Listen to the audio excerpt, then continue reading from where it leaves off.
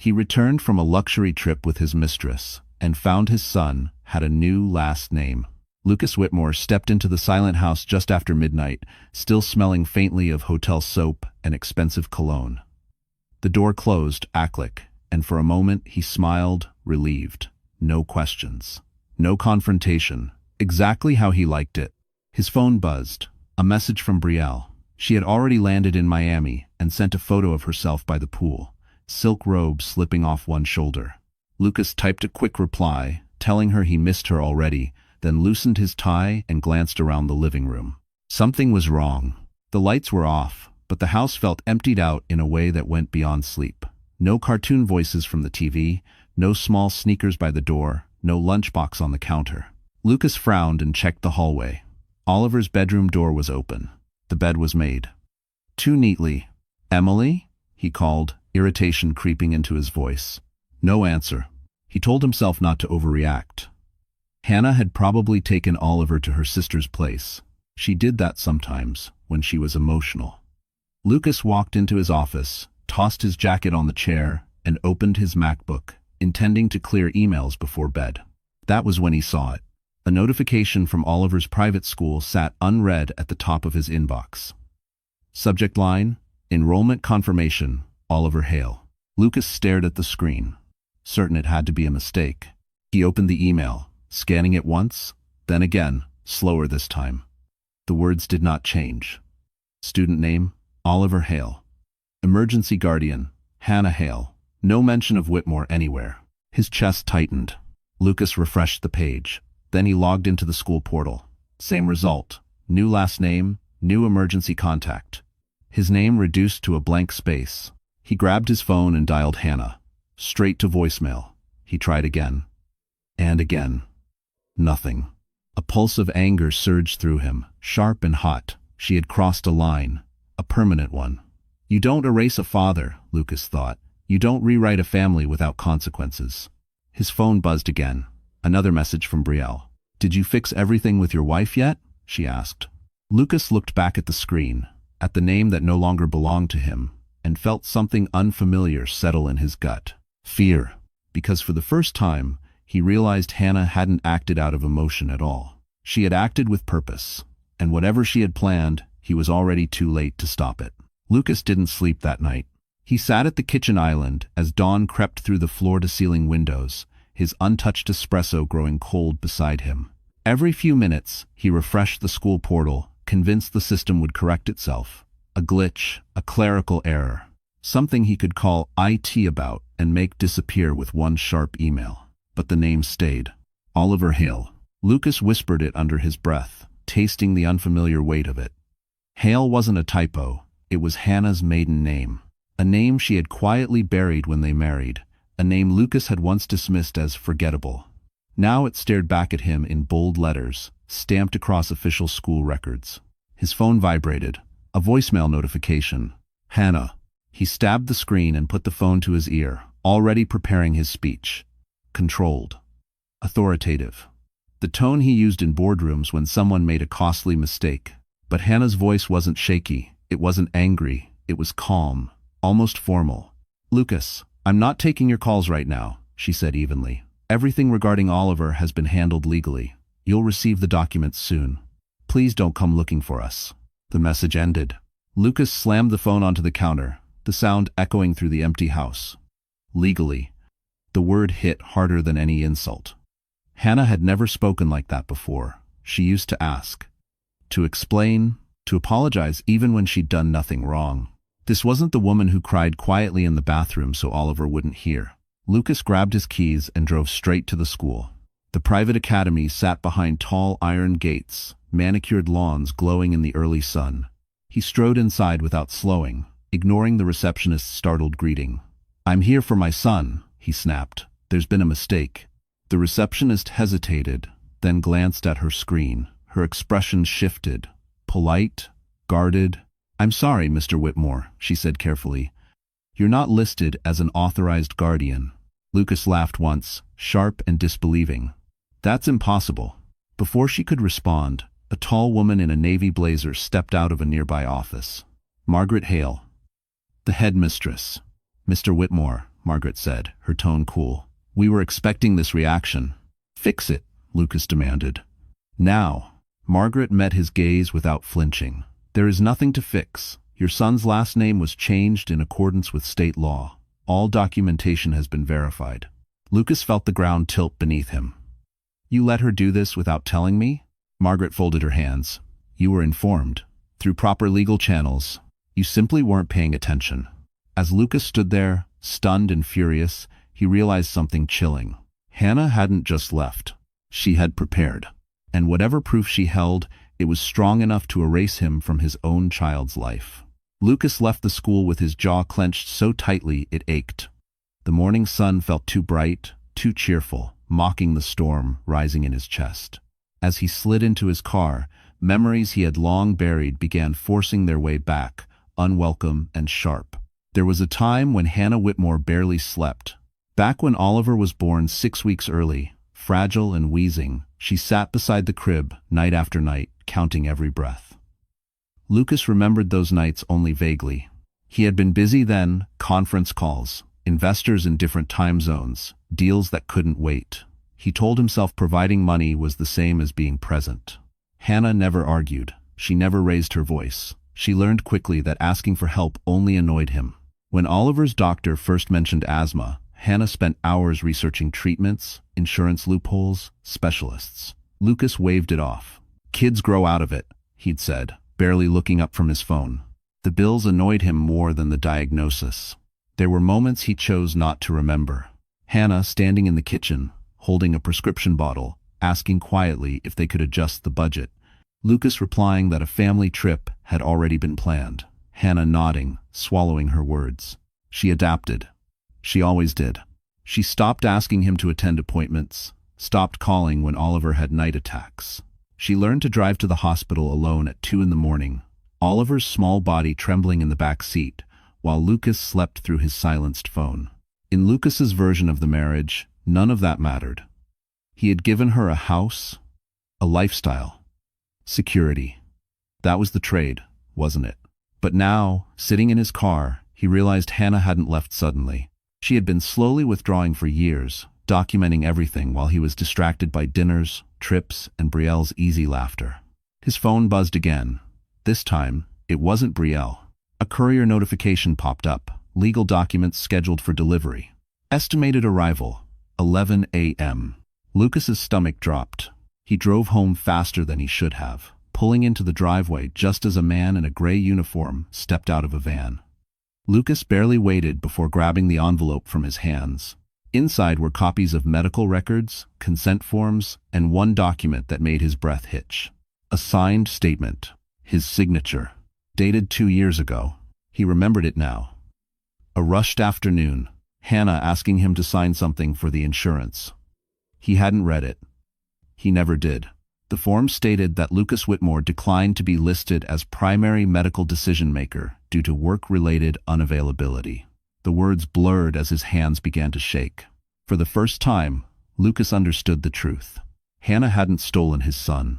She had simply stepped into the space he had abandoned legally, quietly, and with devastating precision. And now, the law was standing firmly on her side.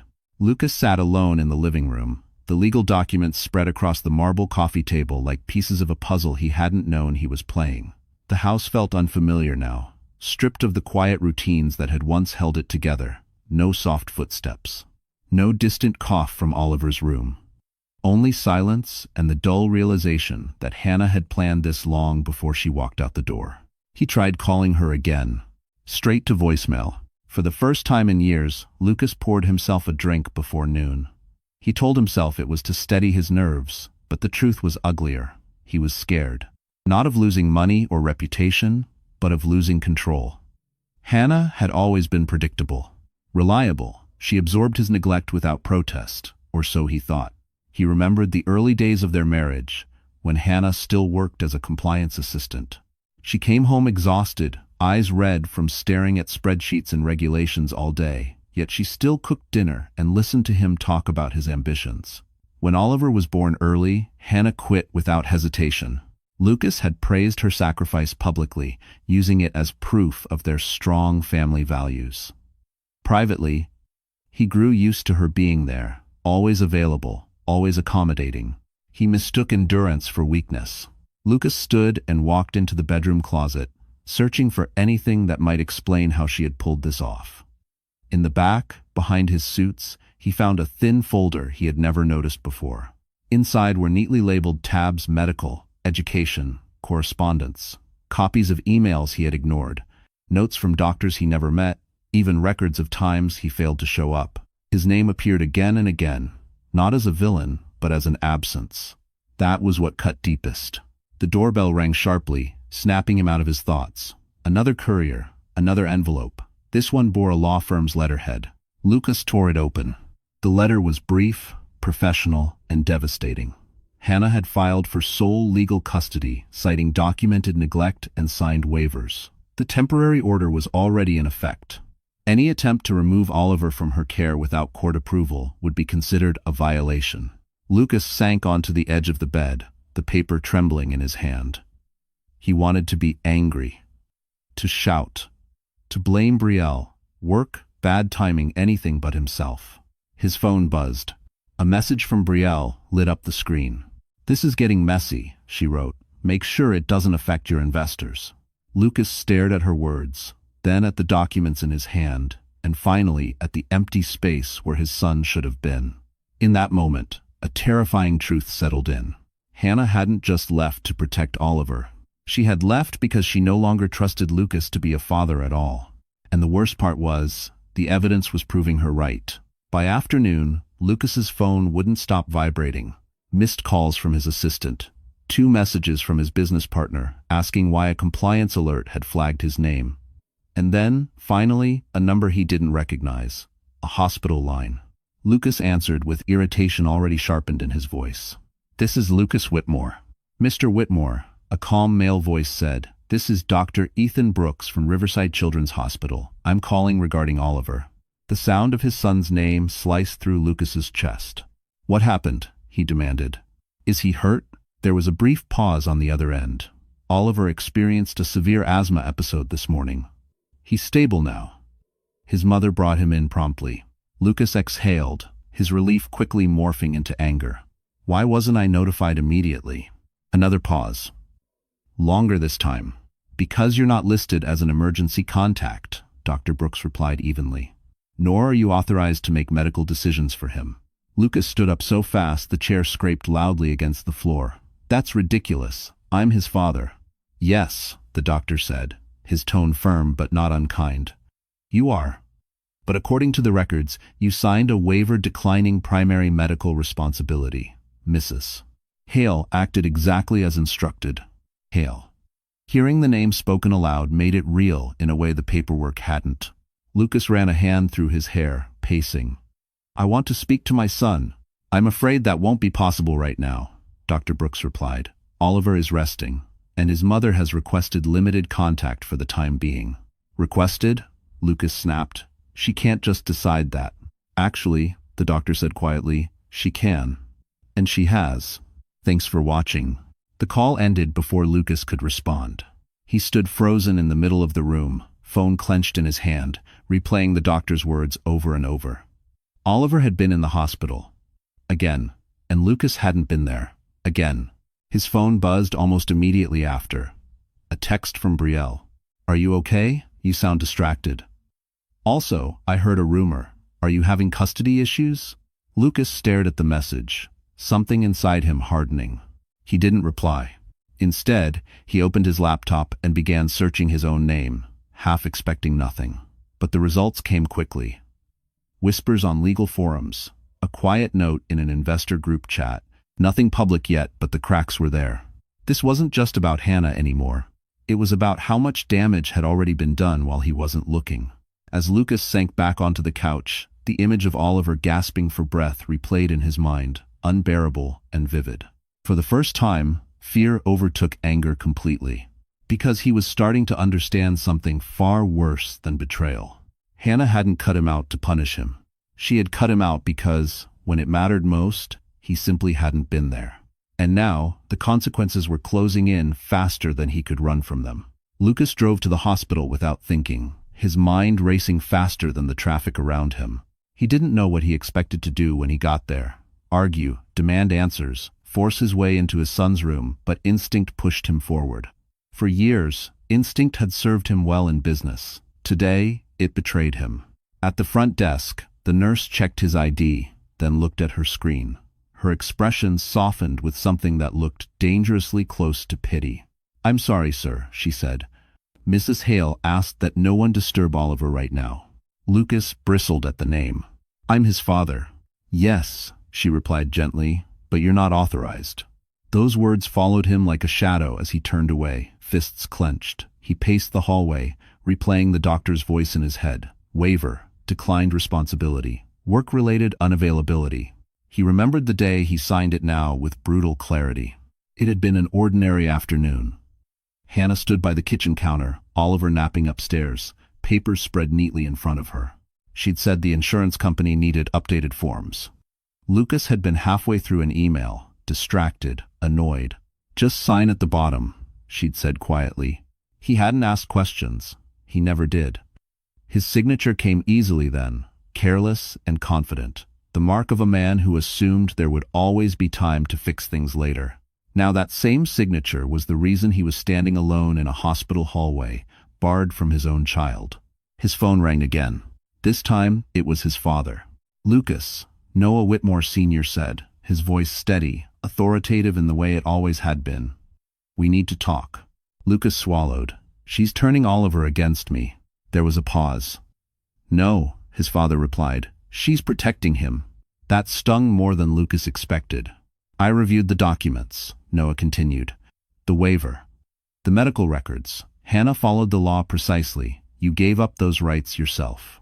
"I didn't mean to," Lucas snapped. "Intent doesn't matter," his father said firmly. "Impact does." Lucas leaned against the wall, the weight of those words settling heavily on his chest. For the first time, he wondered how many times Hannah had stood alone in moments like this, making decisions he had avoided.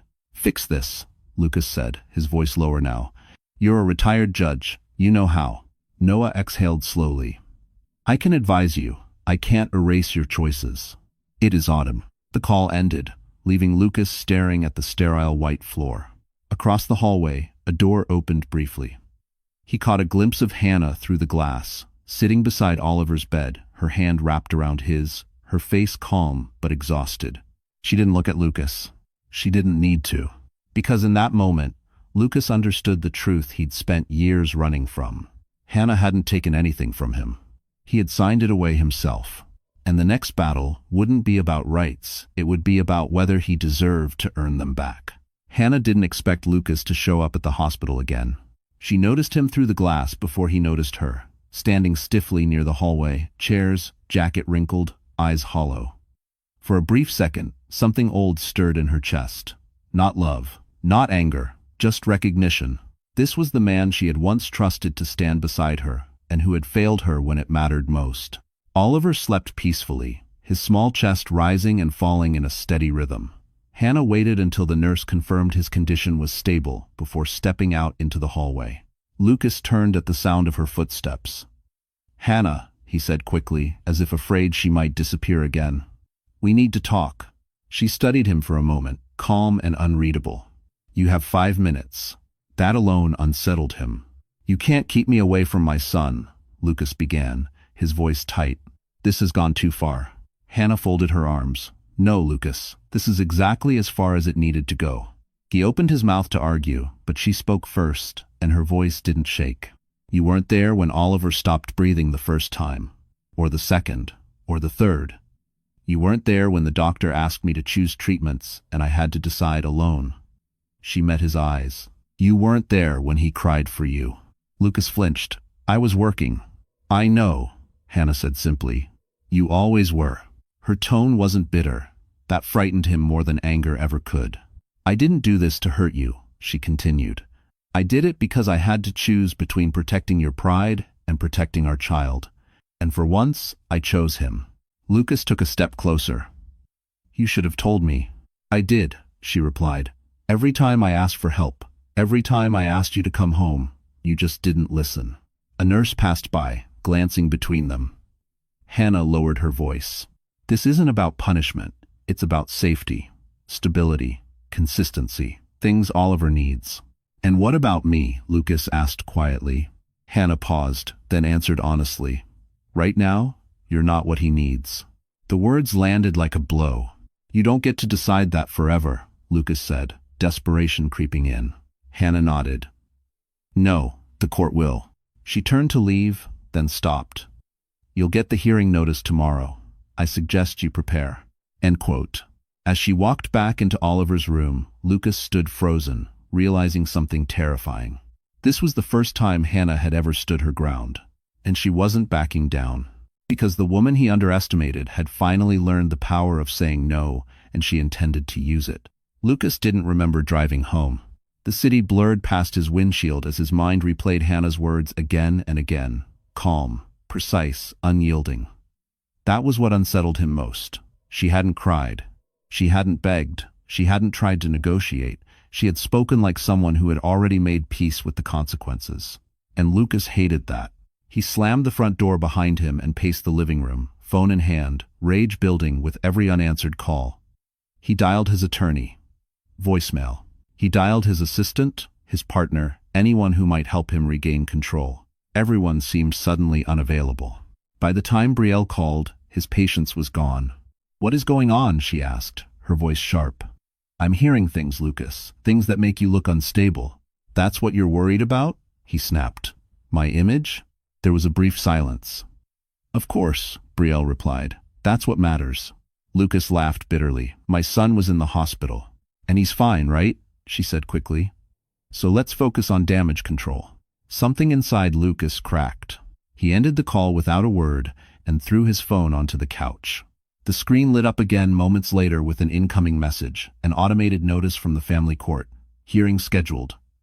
Temporary custody order attached. He opened the document, skimming until the words blurred. Supervised visitation. Mandatory parenting. Evaluation. His name listed beneath a paragraph outlining documented neglect. Neglect. Lucas felt his chest tighten. He had always believed neglect was something obvious, something cruel.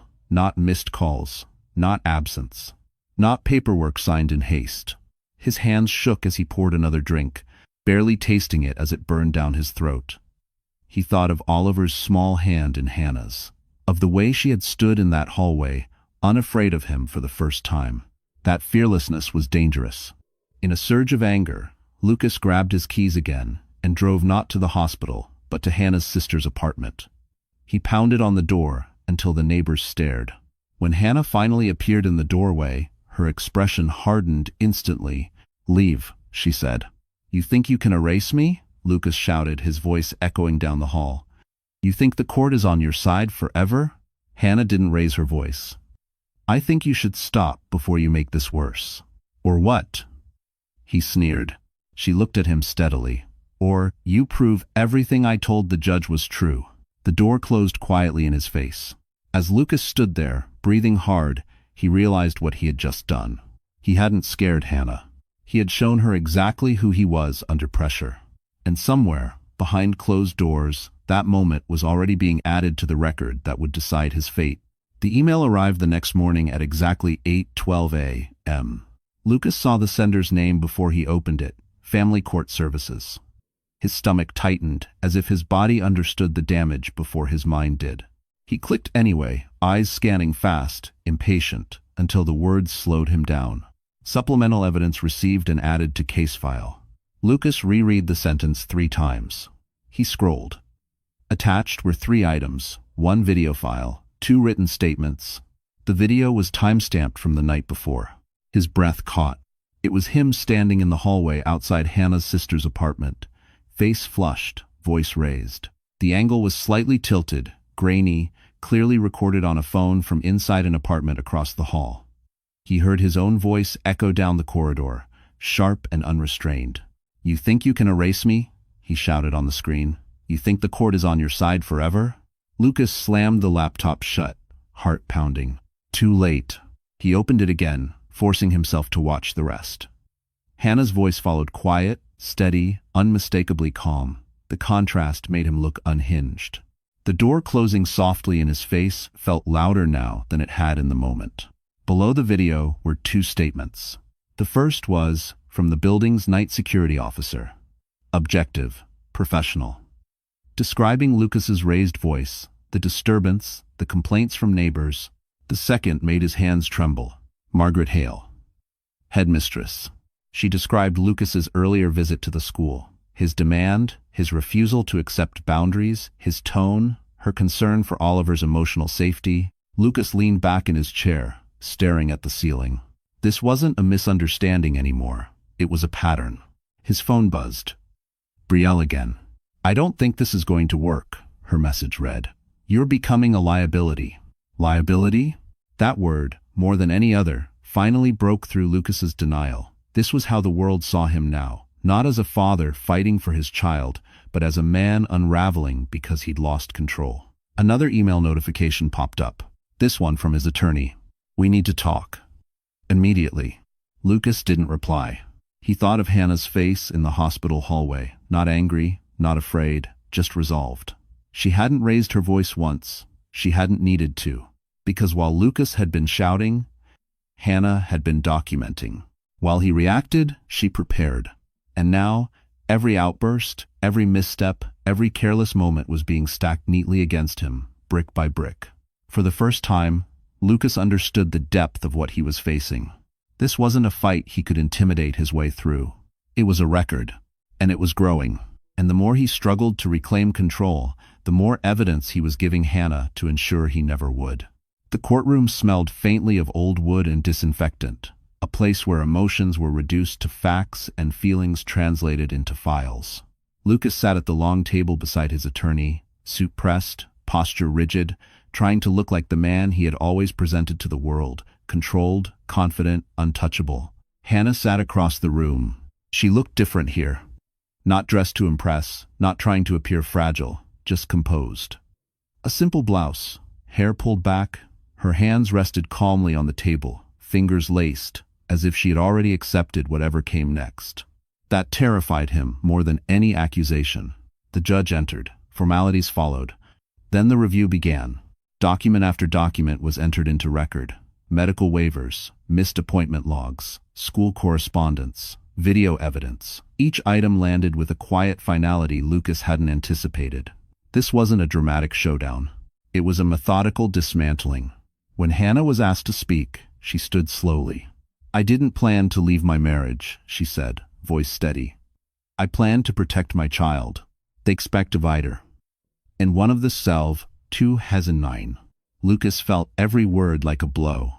"I waited years for my husband to notice something was wrong," she continued. "When he didn't, I made a decision. Not out of anger, out of responsibility." The judge nodded slightly, encouraging her to continue. "There were nights my son couldn't breathe," Hannah said. "And there were nights I couldn't reach his father. I stopped asking after a while. I stopped expecting help." Lucas clenched his jaw. When it was his turn, his attorney prompted him gently. Lucas stood, heart pounding, and spoke about intentions, about pressure, about mistakes, about how he never meant to abandon his family. The judge listened, then asked one question.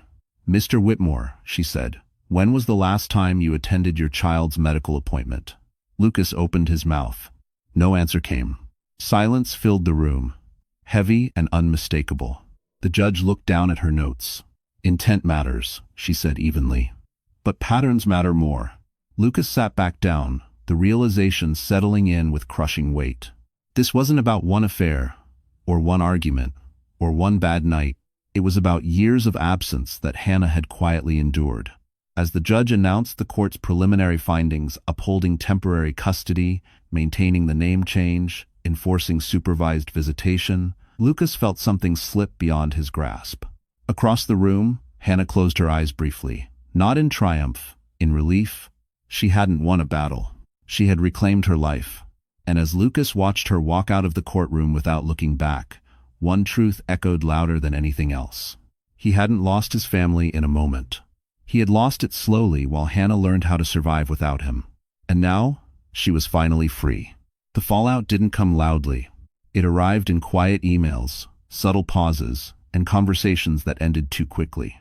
Lucas noticed it first at the office. His assistant stopped making eye contact. Meetings that once ran long now wrapped up early, decisions postponed until further notice. When he entered the conference room, the energy shifted, not hostile, just cautious, as if everyone were waiting to see what would happen to him next. By the end of the week, the first call came. A senior investor, polite, careful, concerned. "We've reviewed the situation," the man said. "Given the ongoing custody dispute and the nature of the allegations, we think it's best to temporarily distance the firm from your public role." Temporarily. The word sounded harmless, but Lucas knew better. Another call followed, then another. One by one, projects were reassigned, his name quietly removed from press materials, his access to certain accounts restricted pending review. End of fest. Lucas sat alone in his office, long after everyone had left, staring at the city skyline he once felt ruled from above. He had always believed success insulated him, that money, power, and confidence could smooth over anything. He had been wrong. Meanwhile, Hannah's world moved in the opposite direction. The school counselor emailed her personally, commending her handling of Oliver's transition. The pediatric hospital assigned a dedicated care coordinator. Even the court-appointed evaluator noted Hannah's consistent presence and emotional stability. Stability. It was a word Lucas had never valued until he realized he didn't have it. His phone buzzed again. "Brielle. I can't be seen with you right now," she wrote. "This isn't what I signed up for." Lucas stared at the message, then deleted the thread without replying. That night, he stood outside Hannah's new apartment building, watching lights flicker on one by one. He didn't go in. He didn't call. For the first time, he understood that showing up uninvited was no longer an option. Inside, Hannah sat at the small kitchen table, helping Oliver color quietly. His breathing was steady, his laughter soft but real. She watched him carefully, the way she always had, and felt something unfamiliar settle in her chest. Peace. Not because everything was over, but because she was no longer waiting for someone else to change. Across town, Lucas poured himself another drink, the silence pressing in around him. He scrolled through old photos of a life he no longer recognized, trying to pinpoint when control had slipped through his fingers. And for the first time, the thought crossed his mind not as fear, but as certainty. He hadn't just lost in court. He was losing everything else too. And the more Hannah rebuilt her life, the clearer it became that Lucas's downfall was only just beginning. The hospital room was quiet, except for the soft hum of machines and the steady rhythm of Oliver's breathing.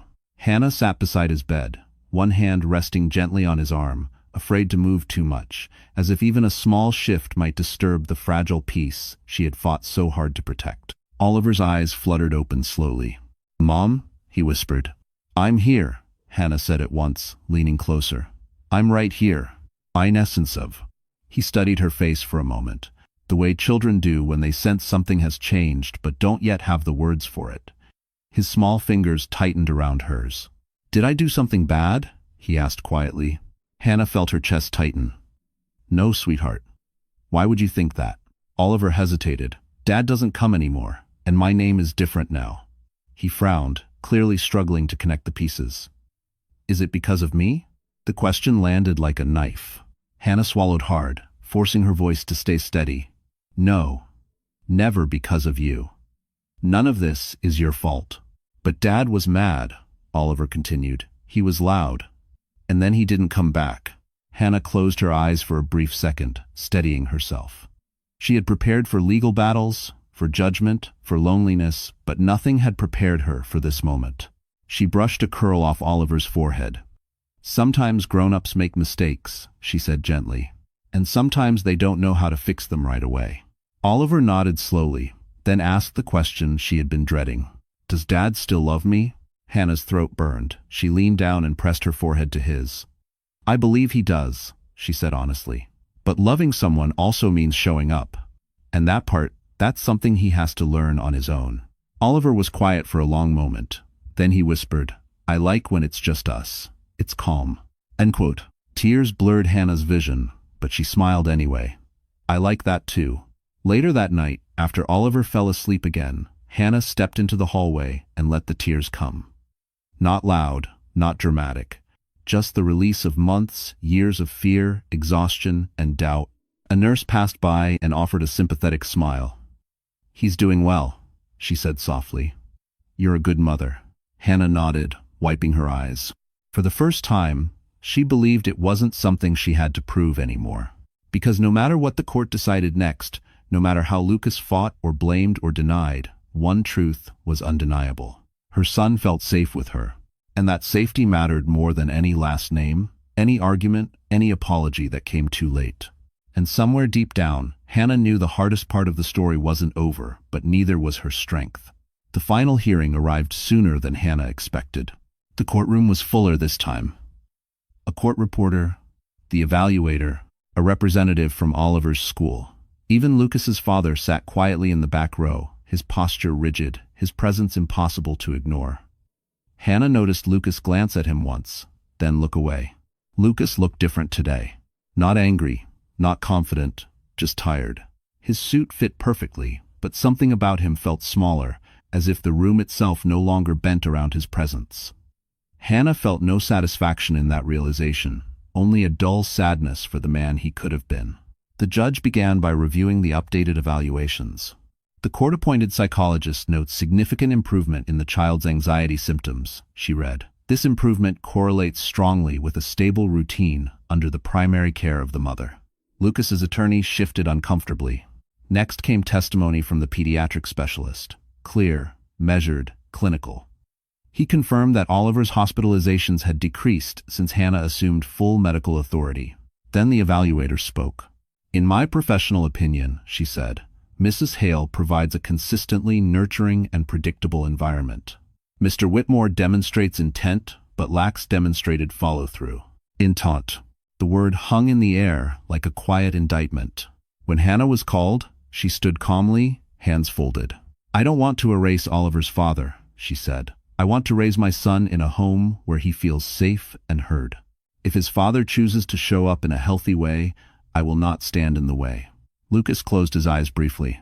When it was his turn, he stood slowly. "I made mistakes," he said, voice hoarse. "I didn't realize what I was losing until it was gone." The judge watched him carefully. "And what would you do differently now, Mr. Whitmore?" Lucas hesitated. That pause told Hannah everything. The judge nodded once, then looked down at her notes. "This court rules in favor of maintaining sole legal and physical custody with the mother. Supervised visitation will continue, with the option to revisit terms after documented compliance." The gavel came down softly. Final. Hannah exhaled for what felt like the first time in years. Lucas remained standing, frozen, as the room began to empty. His father rose and walked past him without a word. Disappointment etched deep into his face. Hannah gathered her things and turned to leave. At the door, she paused not to look back at Lucas, but to steady herself. Because she knew this ruling wasn't just an ending. It was a beginning, and the life she was about to build would no longer be shaped by fear, but by choice. The ruling didn't make headlines. There were no flashing cameras, no gossip columns celebrating Lucas Whitmore's loss. His downfall arrived quietly, the way real consequences often do, slipping into boardrooms and inboxes without ceremony. 2 weeks after the final hearing, Lucas was called into a private meeting with the firm's executive committee. He already knew what it was about. The room felt colder than usual, the long glass table reflecting his face back at him, drawn, older, unfamiliar. No one offered coffee. No one asked how he was doing. "We've completed our internal review," the managing director said, folding his hands. "Given the court's findings and the ongoing concerns about judgment and stability, we're placing you on indefinite leave from all leadership roles." Lucas opened his mouth to argue, then stopped. He saw it then. The decision had been made long before he walked into the room. "This is temporary," he said, grasping for ground. The director didn't answer directly. "Your access to firm accounts will be suspended effective today." That was it.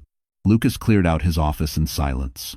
The city skyline still glittered outside the windows, indifferent to the fact that he no longer belonged among the men who ruled it. He packed awards, framed photos, contracts he once believed made him untouchable. None of it mattered now. Across town, Hannah received an email of her own. The school offered Oliver a long-term support plan, including counseling and flexible attendance. The hospital confirmed full coverage for his treatment. Small victories, maybe, but to Hannah, they felt monumental. That evening, She and Oliver sat on the couch, sharing takeout, the television playing softly in the background. Oliver laughed, a real laugh, unrestrained, free. Hannah watched him closely, committing the sound to memory. Later, when Oliver fell asleep, Hannah checked her phone. A single missed call. Lucas. She didn't return it. She didn't feel angry anymore, just resolved. Meanwhile, Lucas sat alone in his dark apartment, the weight of silence pressing in from all sides. Brielle hadn't called in days. Friends had stopped inviting him out. Even his father had gone quiet. For the first time, Lucas had nothing to distract him from the truth. He had lost not because Hannah had taken something from him, but because, step by step, he had given it all away.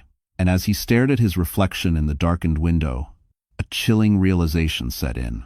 This wasn't the bottom. It was only the beginning of what he would have to face alone. Because while Hannah was building a life rooted in peace, Lucas was just starting to understand the cost of the man he had become. Brielle Knox finally realized the silence wasn't temporary. At first, she told herself, Lucas just needed space. Men like him always came back once the noise settled. She scrolled through old photos, private jets, rooftop dinners, mirrors reflecting a life that felt expensive and untouchable. She posted carefully curated stories, designer heels stepping into black cars, champagne flutes catching light, hoping he would see them. He didn't. When she finally called, the number went to voicemail. Not once, not twice, every time. Brielle sat in her apartment, the one Lucas had helped her pick, because it fit the image, staring at the walls that suddenly felt too white, too quiet. The lease was in her name. The furniture, too. None of it was an investment anymore. Just proof she had bet on the wrong future. She opened her laptop and checked her email. One message froze her breath. Subject: termination of contract. Effective immediately. The real estate firm she'd been freelancing for cited reputational concerns. Another email followed minutes later.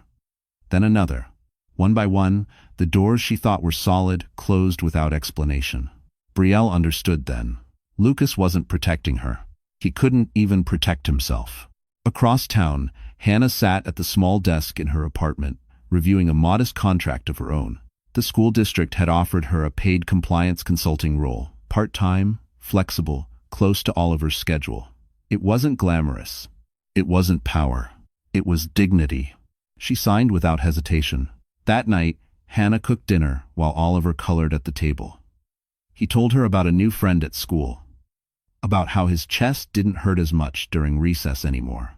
Hannah listened, fully present, something she'd once dreamed of but never believed she could have. Her phone buzzed. An unknown number. She didn't answer.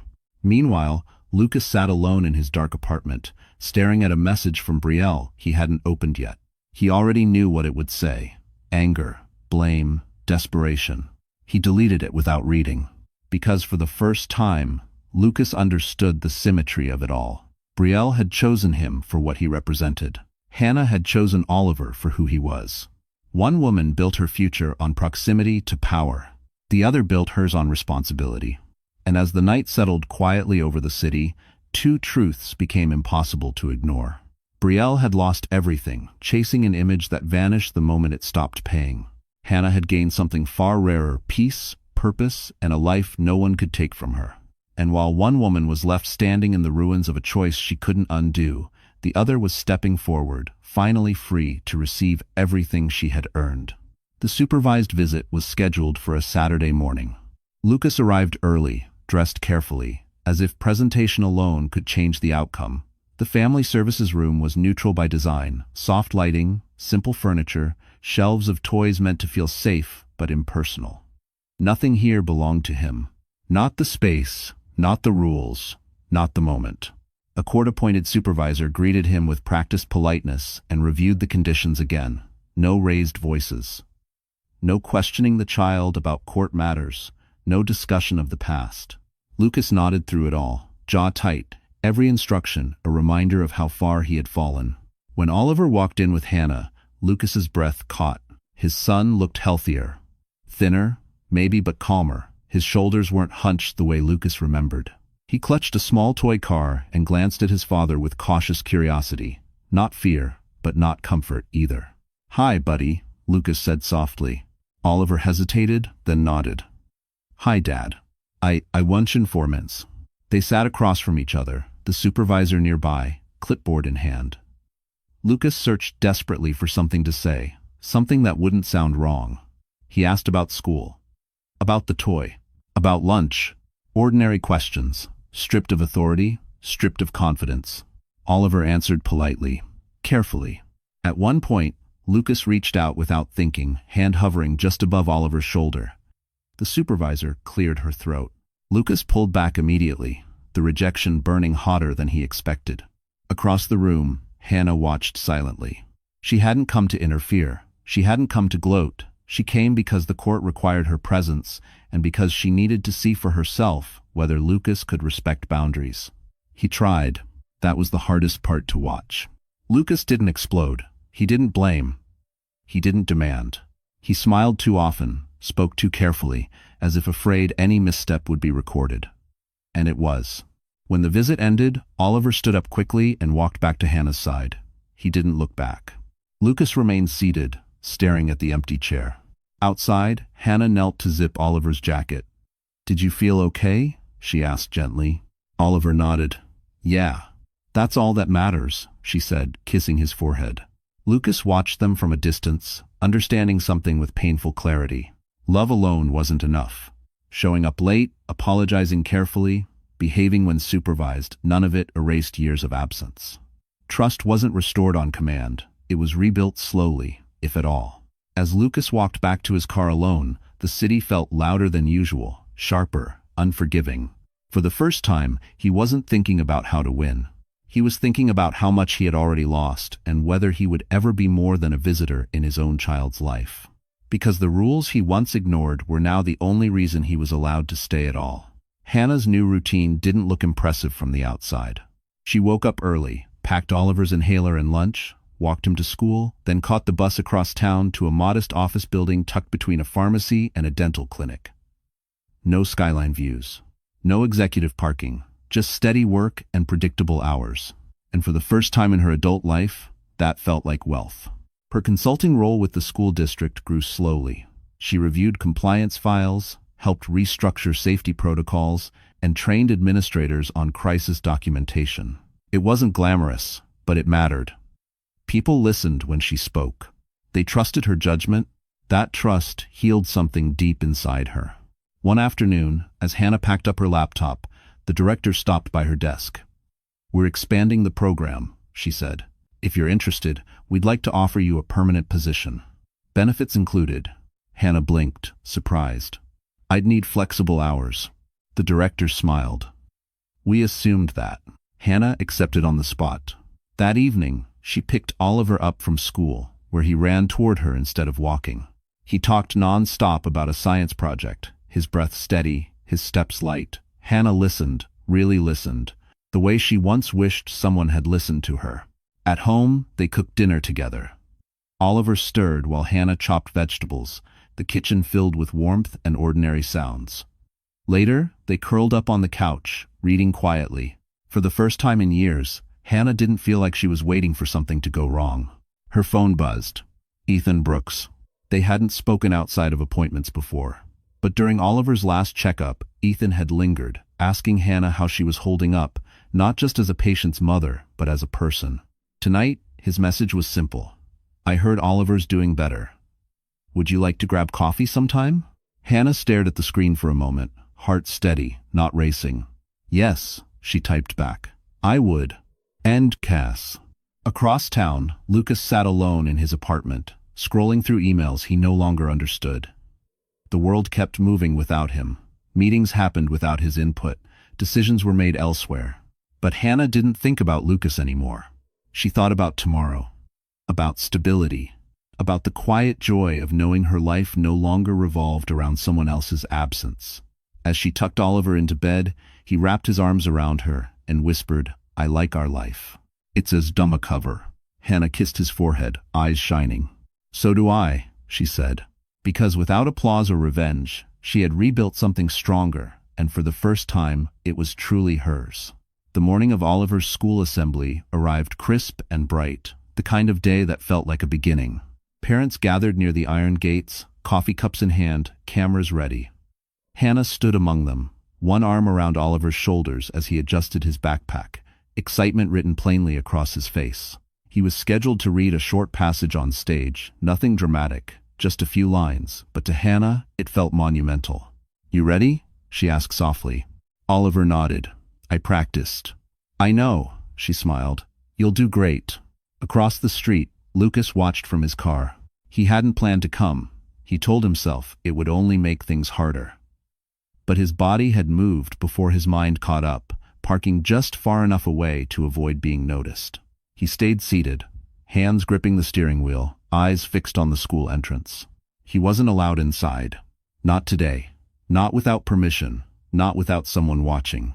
Lucas saw Hannah laugh at something Oliver said, saw her kneel to fix his collar. The ease of it hurt more than any courtroom ruling. This wasn't performance. This was life continuing without him. The bell rang, parents were ushered in, the gates closed. Lucas remained outside. He rolled down the window slightly and heard the muffled sound of applause drift from the auditorium. His chest tightened. Somewhere inside, his son was standing on a stage, using his voice, while Lucas stood on the sidewalk with nothing but regret. Inside, Hannah watched Oliver step forward when his name was called. "Oliver Hale," the teacher announced. Oliver didn't hesitate. He read clearly, confidently, his voice steady. Hannah felt tears prick her eyes, not from sadness, but from pride. He looked stronger, safer, like a child who knew he belonged. When the assembly ended, Oliver ran to her, breathless. "Did you hear me?" "I heard every word," she said, pulling him close. As they walked home together, Hannah noticed Lucas's car across the street. She didn't stop, she didn't wave. She simply kept walking, Oliver's hand warm in hers. Lucas watched them go, the realization settling in quietly. This was the consequence. Not punishment, not revenge. Distance. He had become a man who watched life happen from the outside, measuring moments by what he was no longer part of. As Hannah and Oliver turned the corner, disappearing from view, Lucas leaned back in his seat, eyes closing briefly. For the first time, there was no one to blame. Only the echo of choices made too late. And as the gates remained closed behind him, Lucas understood that some doors don't lock, you simply stop being welcome on the other side. The letter arrived on a gray Tuesday morning, slipped under Lucas's apartment door like an afterthought. No logo, no legal seal, just his name, written carefully, unmistakably his father's handwriting. Lucas stared at it for a long time before picking it up. He hadn't spoken to Noah Whitmore Sr. since the final hearing. No calls, no advice, no lectures. That silence had weighed heavier than anger. Slowly, Lucas tore the envelope open. Inside was a single page. "I won't defend what you've done," the letter began. "I defended you for too many years already. This is not about punishment, it's about truth." Lucas swallowed hard and kept reading. "I reviewed your record the same way I reviewed thousands of cases in my career, not as your father, as a judge. And the conclusion was the same every time." Lucas felt his chest tighten. "You believed intention was enough.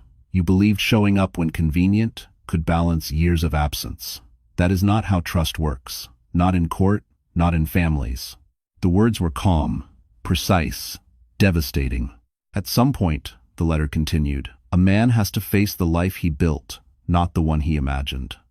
Hannah did that. You didn't." Lucas lowered himself onto the couch, the paper shaking slightly in his hands. "There is no appeal for character," his father wrote. "Only accountability." The letter ended simply. "I hope one day you become someone your son can respect. Until then, distance is the consequence you earned." Lucas folded the letter slowly and set it on the table. For a long time, he didn't move.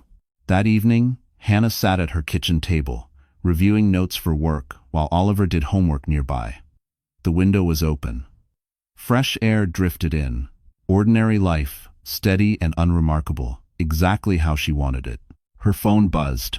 A message from the court clerk confirming the next review date months away. Plenty of time, no urgency, no fear. Hannah set the phone down and smiled faintly. Across the city, Lucas stood on his balcony, looking out at the skyline he once believed defined him. The buildings still stood, the lights still glowed, but none of it responded to him anymore. For the first time, Lucas understood something he had spent his life avoiding. Consequences didn't arrive with drama. They arrived with clarity. And clarity, once gained, couldn't be argued away. He closed his eyes, breathing slowly, the weight of his choices finally settling where excuses once lived. Because the reckoning he faced wasn't imposed by a court, it was the one that came when there was no one left to blame but himself. 2 years passed quietly. Not the kind of quiet that feels empty, but the kind that settles in after a storm, when what remains is solid and real. Hannah's life no longer revolved around reacting. It moved forward on its own rhythm: school mornings, work deadlines, doctor checkups that ended with reassuring smiles instead of fear. Oliver grew stronger. His asthma became manageable. His laughter came easier. He slept through the night. He no longer asked why things had changed, because for him, this was simply life now, and it felt safe.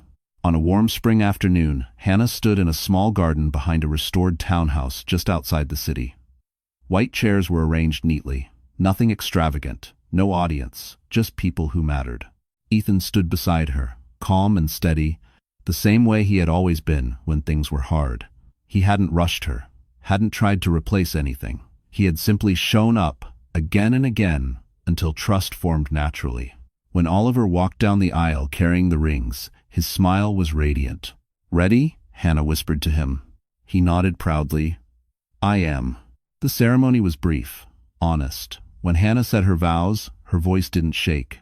"I promise to protect this family," she said, "not by control, but by presence." Ethan squeezed her hand, understanding exactly what that meant. Later, as guests laughed softly and the sun dipped low, Hannah watched Oliver run across the grass, free and unburdened. She felt something settle in her chest, not triumph, not revenge. Completion. Across town, Lucas sat alone in a smaller apartment, a life reduced to what he needed instead of what he wanted. He still attended supervised visits. He still followed the rules. Slowly, painfully, he was learning how to listen. He saw a photo online that evening. Hannah. Smiling, married, Oliver between them, glowing. Lucas closed the screen without anger, only understanding. Some lessons come too late to fix the past, but not too late to change the future. Hannah tucked Oliver into bed that night in their new home. He yawned, already half asleep. "I like our family," he murmured. Hannah kissed his forehead. "Me too." As she turned off the light, she realized something profound. She hadn't been rewarded with wealth or applause. She had been rewarded with something better. A life where love was consistent, where safety was real, where no one had to beg to be valued. And somewhere in the quiet of that truth was the answer to everything she had endured. Because when a woman chooses dignity over fear, life has a way of answering back with exactly what she deserves. The fallout didn't come loudly. It arrived in quiet emails, subtle pauses, and conversations that ended too quickly. Lucas noticed it first at the office. His assistant stopped making eye contact. Meetings that once ran long now wrapped up early, decisions postponed until further notice. When he entered the conference room, the energy shifted, not hostile, just cautious, as if everyone were waiting to see what would happen to him next. By the end of the week, the first call came. A senior investor. Polite, careful, concerned. "We've reviewed the situation," the man said. "Given the ongoing custody dispute and the nature of the allegations, we think it's best to temporarily distance the firm from your public role." Temporarily. The word sounded harmless, but Lucas knew better. Another call followed, then another. One by one, projects were reassigned. His name quietly removed from press materials.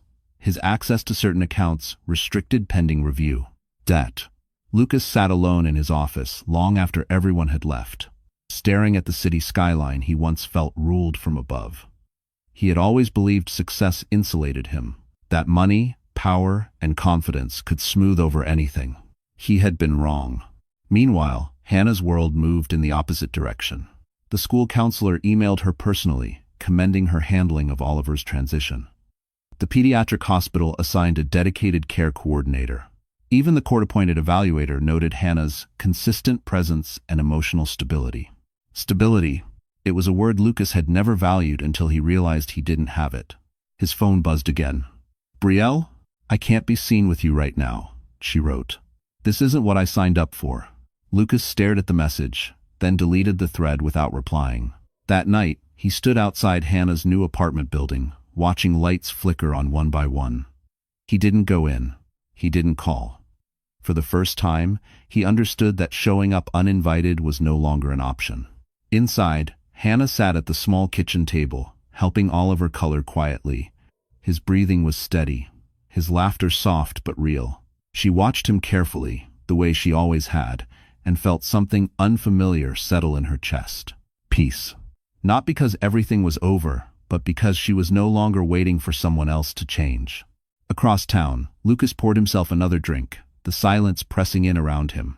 He scrolled through old photos of a life he no longer recognized, trying to pinpoint when control had slipped through his fingers. And for the first time, the thought crossed his mind not as fear, but as certainty. He hadn't just lost in court. He was losing everything else too. And the more Hannah rebuilt her life, the clearer it became that Lucas's downfall was only just beginning.